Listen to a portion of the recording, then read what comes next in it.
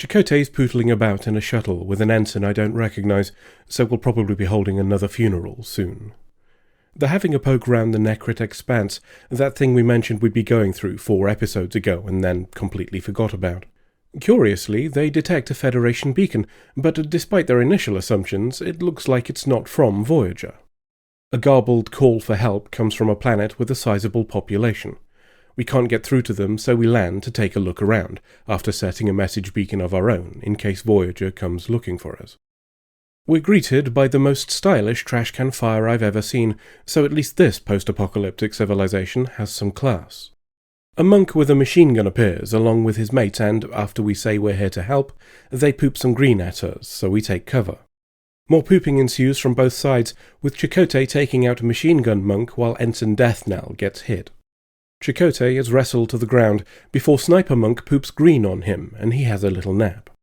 Their victory is short-lived when another group of monks with a flamethrower scare them off, whilst an unconscious Chakotay buggers up the continuity by rotating 90 degrees. Flamethrower Monk's mates drag Chakotay away, but we don't see what happened to Ensign Deathnell. Chakotay wakes on a cot. A woman by the name of Riley identifies herself as the person who sent the distress call. She rescued him from the people that attacked, who are presumably from an opposing group of some kind. Oh, and Ensign Deathnell has earned her name, so there's a spare room going now if Janeway wants to give the doctor those quarters he asked for.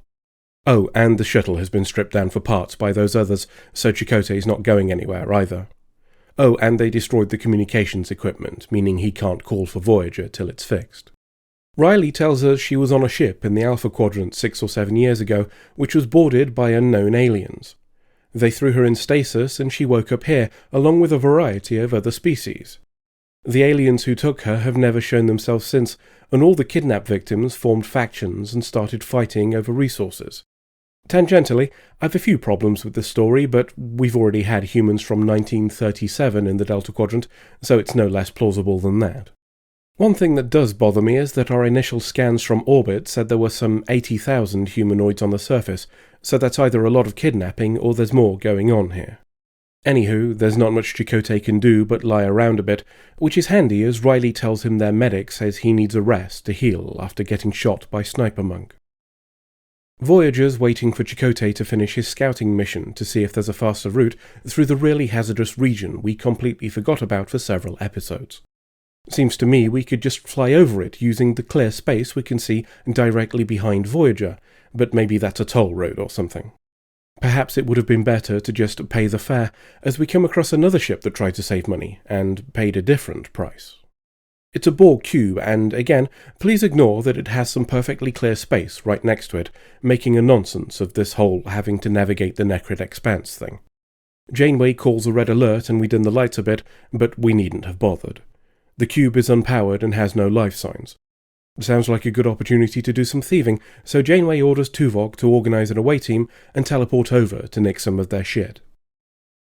Back on the planet, Chakotay is chomping some veg from a pantry before putting a half-eaten bean back like a dirty little bastard.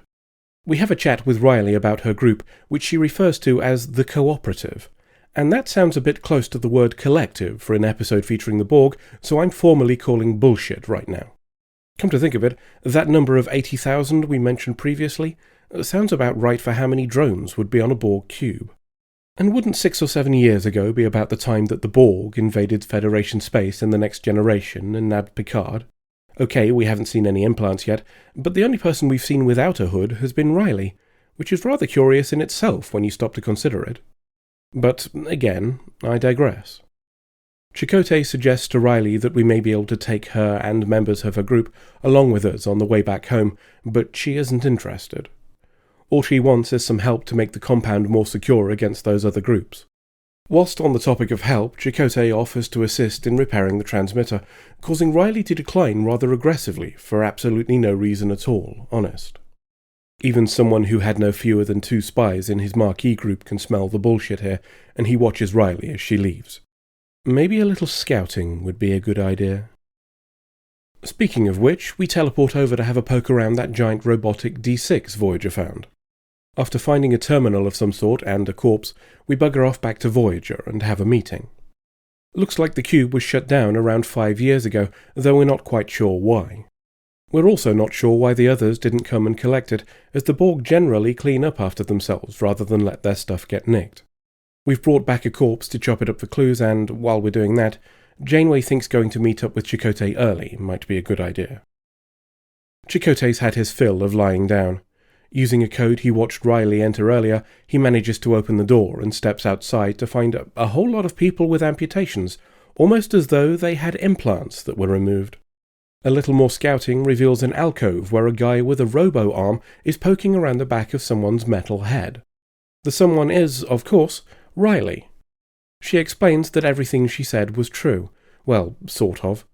Her kidnapping was actually her assimilation. She was present at the Battle of Wolf 359, just in case you needed a name drop, which is curious, as I was under the impression that the cube at Wolf 359 was ultimately destroyed, rather calling into question how she got here.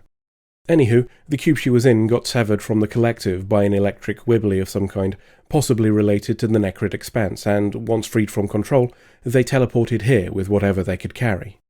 The initial joy of escape didn't last long, as some people started to realize that they were with races considered long-standing enemies.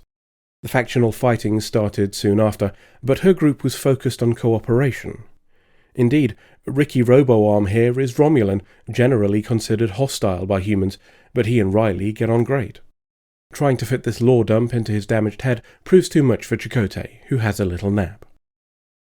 Back on Voyager, we're making our way to that message beacon Chakotay left. Sounds like a good time to catch up with that Borg corpse we brought back from the cube, but don't worry, because it's dead, so it can't wake up. Oh dear, it woke up. Looks like there's a redundant system that makes them ignore death or something. It sure would be a problem if all the other corpses on the cube did something similar, wouldn't it? Sounds like a system that could be useful for Chakotay, as Ricky Roboarm says he's getting worse. If only he could benefit from something similar. Except, he sort of can. Whilst the collective is mainly thought of as essentially a form of Borg Wi-Fi, where all the drones can communicate instantly, we're told that there is another use. Magical brain healing. By the power of suggestion, all those people linked together can send special magic brain juice that repairs both biological and mechanical damage. And I suggest we skip over the science on that one, as we're getting dangerously close to Threshold's Warp 10 levels of complete bollocks. The point of all this is Riley and Ricky trying to say that they can heal him.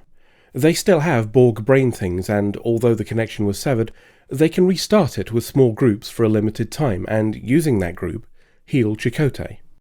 The only catch is he'd have to be a part of the connection, albeit temporarily. Despite initial misgivings, he eventually agrees. We stick a flashy gizmo on his neck, then start to hear their thoughts, a few at first but slowly growing, with each increase bringing it closer to the toneless choral chant of the Borg, as we see a montage of memories. Afterwards, Chakotay wakes in bed to find Riley watching over him. The flashy gizmo is gone, but there's a residual effect from the treatment, a connection that won't last long but allows an element of telepathy between them. More than that, though, as they can feel each other's bodies, so naturally they do a sex, with Chakotay apparently not giving any thought at all to the logical conclusion that everybody else who was part of that connection would be feeling the same thing too. Voyager's arrived in orbit, and Chakotay is going to pop back aboard, but invites Riley up to make her request to Janeway for aid. He also mentions that he knows it's not just aid she wants, since he saw her real request when they were connected. Her actual plan, it seems, is to re-establish the connection with all the former Borg on the planet. She believes it would solve the factional fighting if they could be a single group again, and all Voyager would have to do is power up a part of the Borg cube.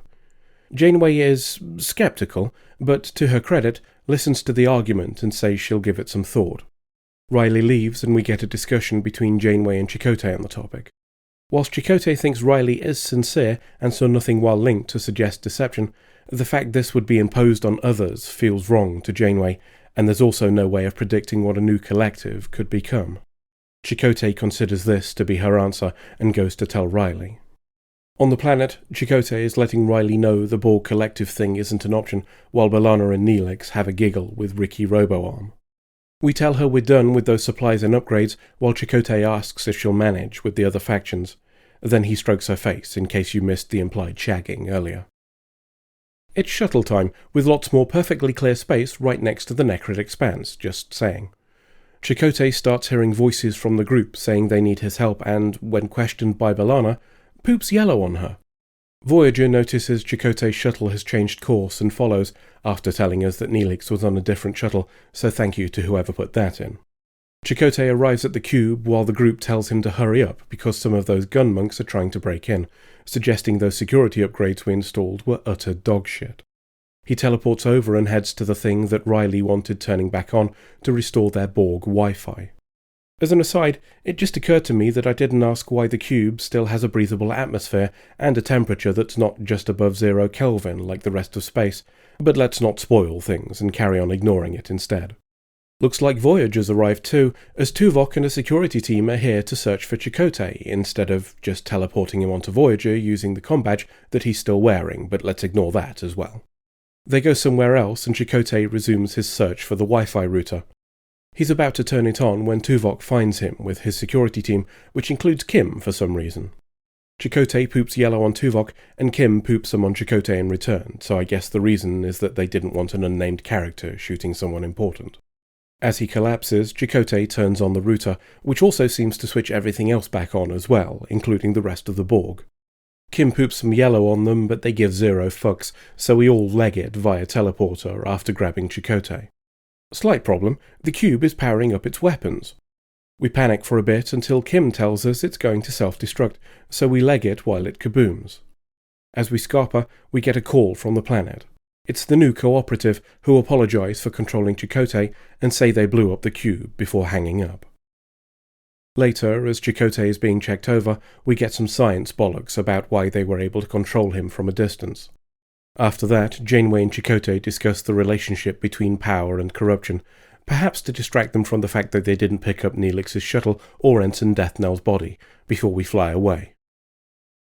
We're left with the question of how things will turn out for those on the planet if it's possible to forge a different ideological path to the one that the Borg have travelled. After all, the idea of a society all working towards a common goal is potentially a noble one. We could compliment Riley and her group in wanting this for themselves. The issue comes from them choosing that goal for others, too. There's no such thing as forced cooperation. That's called coercion, and we make both a moral and legal distinction for a reason. Riley mentions wanting to build a community, a family, but both of those concepts require individuals. The result of re-establishing the Borg connection is not individuals, but a gestalt, a single entity without acknowledgement of its parts. That's not a society, it's a hive, and any good apiarist will tell you that a hive cannot survive for long without a queen. End of episode.